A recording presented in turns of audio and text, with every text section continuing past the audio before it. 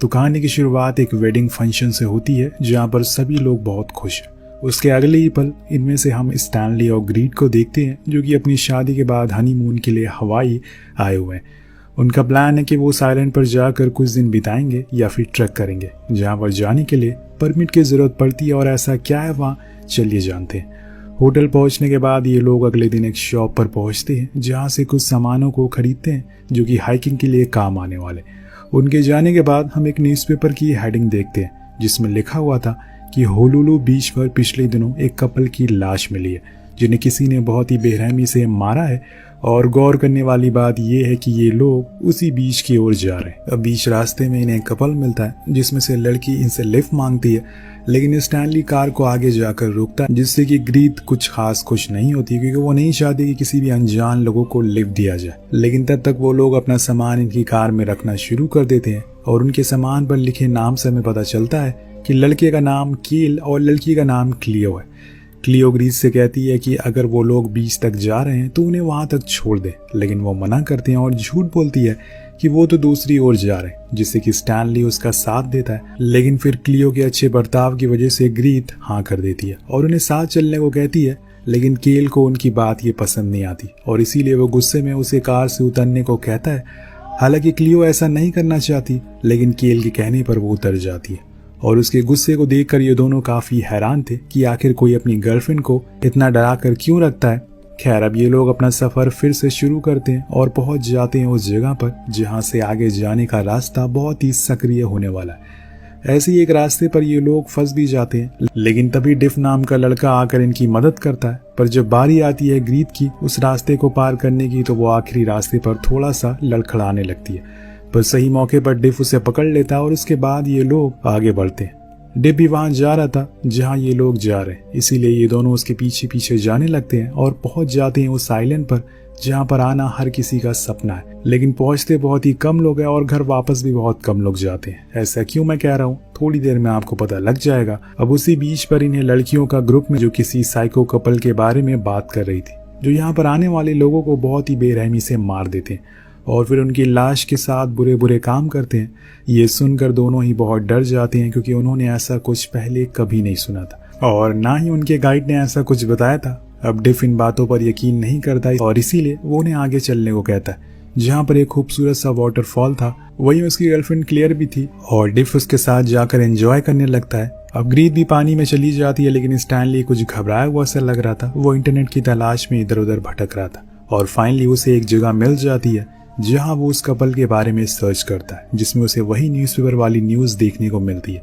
साथ में एक धुंधली पिक भी उसी कपल की थी, लेकिन वो सही से दिख नहीं रही थी। तभी अचानक से उनके सामने वहां पर कील और क्लियो आते हैं, जिन्हें देखकर उसके चेहरे के तो होश उड़ जाते हैं कि अचानक से ये कहां से आ गए। वो कील से पूछता है कि क्या वो उनका पीछा कर रहा है, तो वो बात को पलटते हुए कहता है, क्या तुम्हें पता है कि इस आइलैंड पर आए दिन किसी न किसी की मौत होती रहती है, वो भी बहुत ही अजीब तरीके से। उसकी बातें सुनकर स्टैनली को लगता है कि शायद वो उसे लिफ्ट ना देने की वजह से गुस्सा है, पर केल को तो अलग ही जुनून में था। ऐसा लग रहा था कि मानो अगर उसे बस चलता तो वो अभी उसे यहीं पर मार कर खत्म कर देता। अब बात आगे बढ़ पाती कि तभी वहां पर डिफ आ जाता और उसे चलने को कहता है। उसके आने पर केल उसे जाने देता है, पर जाते जाते कहता है कि वो जल्दी ही मिलेंगे क्योंकि दोनों की मंजिल एक ही। वापस आने पर वो स्टैनली को सब कुछ बताता है और कहता है कि वो लोग मुझे फिर से मिले, हमें यहाँ से जल्दी से निकलना चाहिए। पर आखिरी समय पर जब स्टैनली अपनी परमिट चेक करता है तो वो तो गायब था, जो कि बहुत ही अजीब बात है।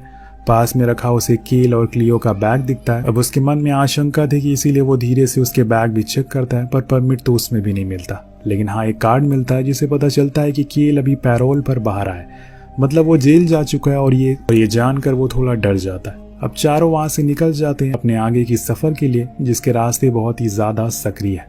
इसीलिए इन्हें हर एक कदम फूक फूक कर रखना होगा क्योंकि कहीं पर कुछ भी हो सकता है।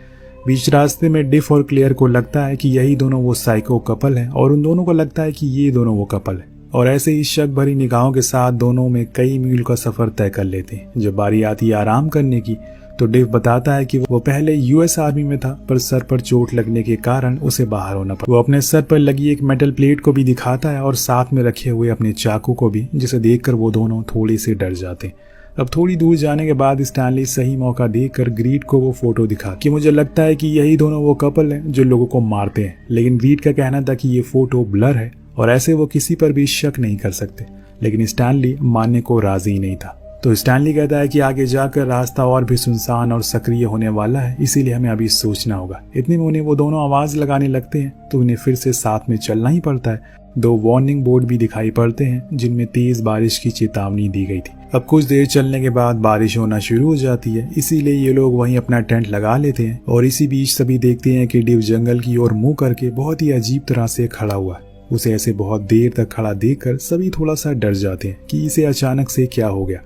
लेकिन फिर वो पलटता और बताता है कि उसने अभी कुछ बकरियों को देखा है पेड़ों के पीछे, इसीलिए वो उनका शिकार करने के लिए जा रहा है। वो अपने साथ स्टैनली को भी चलने को कहता है, लेकिन वो तो साफ मना कर देता है क्योंकि उसने जंगल में किसी भी तरह की कोई बकरी दिखाई नहीं दी। उसे तो ये शक था कि कहीं वो जंगल में जाकर वो उसे मार ना दे।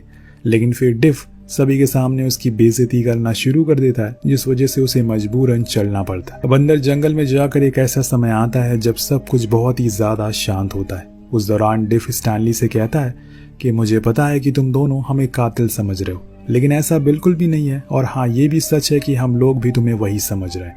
उसकी बातों से अभी भी स्टैनली को उस पर शक है, इसीलिए वो पूछता है कि तुम यहाँ क्यों आए हो, क्योंकि यहाँ तो कोई भी बकरी नहीं है। तो वो बताता है कि जब से वो यहाँ पर आया है कोई ना कोई उनका पीछा कर रहा है। उसने 2 लोगों की परछाई भी देखी है। और ये सुनकर स्टैनली फौरन ग्रीड के पास जाने लगता है उसकी हिफाजत के लिए। लेकिन डिव उसे रोकते हुए कहता है कि वो क्लियर के साथ सेफ है, तुम्हें डरने की जरूरत नहीं है। जिसके बाद वो दोनों फिर से अपनी तलाश जारी रखते हैं।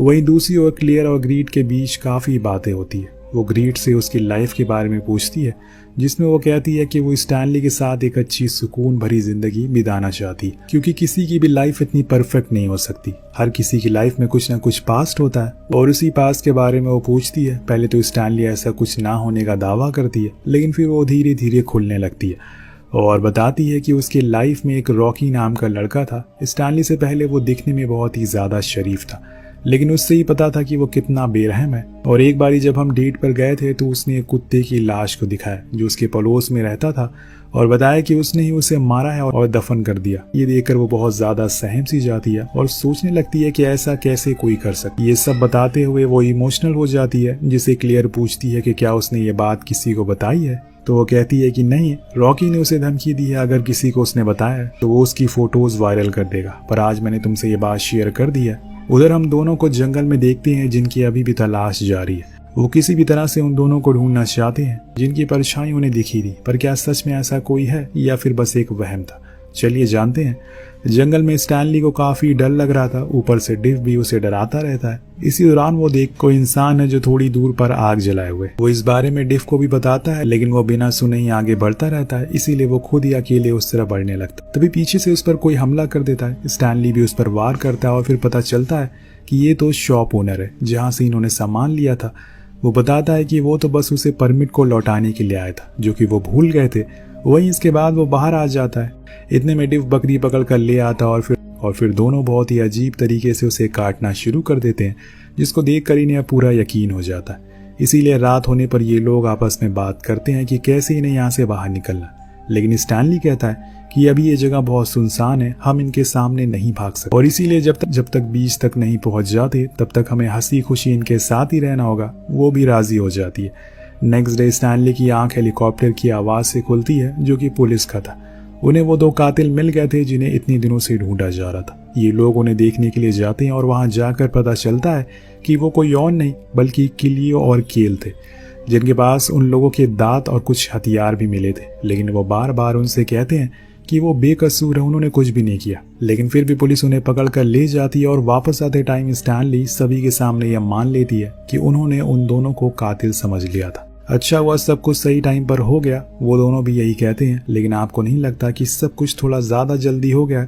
जरूर कुछ न कुछ गड़बड़ है। खैर, अब कातिल के पकड़े जाने के बाद सभी बहुत चिल हो जाते हैं, फिर से बीच की ओर बढ़ना शुरू हो जाते हैं। वहां जाकर उन्हें और भी कुछ लोग मिलते हैं जिनके साथ सभी अच्छा टाइम स्पेंड करते हैं। उसके बाद स्टैनली डिव से समुद्र में चलने को कहता है, लेकिन वो जाने से इनकार कर देता है क्योंकि उसका कुछ और प्लान है। लेकिन बार बार कहने पर वो मान जाता है और जाते हुए ग्रीड से कहता है कि जब क्लियर आए तो उसे बता देना कि वो शाम तक लौटेगा। कुछ ही देर बाद क्लियर आ जाती है और उसे ग्रीत बताती है कि वो दोनों समुद्र में गए, शाम तक लौटेंगे। उन्हें जाते देखकर वो ग्रीत के कैमरा में उसे रिकॉर्ड करना शुरू कर देती है, पर जब वो उसे खोलती है तो उसे उसमें कुछ वीडियोस और फोटोज मिलते जो कि शादी के थे।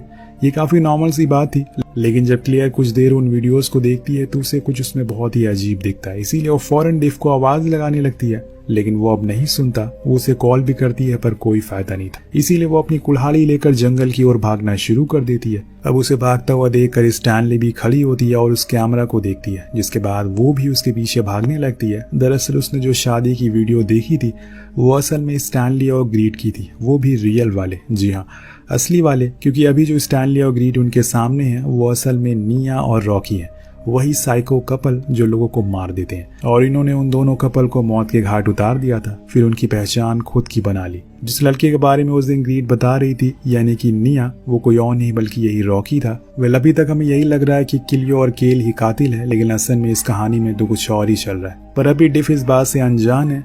यहाँ हम एक फ्लैशबैक देखते हैं उस दिन जब रियल स्टैनली और ग्रीट अपने हनीमून मनाने के लिए आए थे, लेकिन तब तक इन दोनों की नजर उन पर पड़ गई। ये काफी अमीर भी थे और इसीलिए रॉकी ने पहले अपना फेस एकदम स्टैनली जैसा कर लिया और फिर धीरे धीरे एक दिन बड़ी ही चालाकी से उसे मार दिया। इसी दौरान उनके बीच आ गए किलियो और केल, जिन्हें इन्होंने अपना शिकार बनाया और बड़ी ही चालाकी से रॉकी ने उसके बैग में वो दांत और कुछ हथियार छुपा दिए। जिसके बाद उसने जंगल में मिले उस शॉप ओनर को बता दिया कि असल में कातिल वही है, और उसने वही किया और उसने पुलिस को इन्फॉर्म कर दिया। जिसके बाद क्या हुआ हम जानते हैं, लेकिन अभी ये कहानी यहीं खत्म नहीं होती, क्योंकि उसके बाद इन्हें डिफ और क्लियर मिल जाते हैं जिन्हें ये अपना अगला शिकार बनाना चाहते हैं। दरअसल रॉकी एक खास किस्म का नशा करता है जिसे लेने के बाद इंसान किसी जानवर में बदल जाता है, और ऐसा करने में उसके साथ निया भी उसका साथ देती है ना चाहकर भी। इसी बीच हम देखते हैं कि रॉकी डिफ को लेकर एक जगह पर आए जो कि सी केव जैसी है। वहाँ डिफ महसूस करता है कि स्टैनली का बिहेवियर कुछ खास ठीक नहीं लग रहा और इसीलिए वो सतर्क हो जाता है। उसके सामने स्टैनली अपना चश्मा तोड़ देता है और कुछ अजीब अजीब बातें बोलना शुरू कर देता है।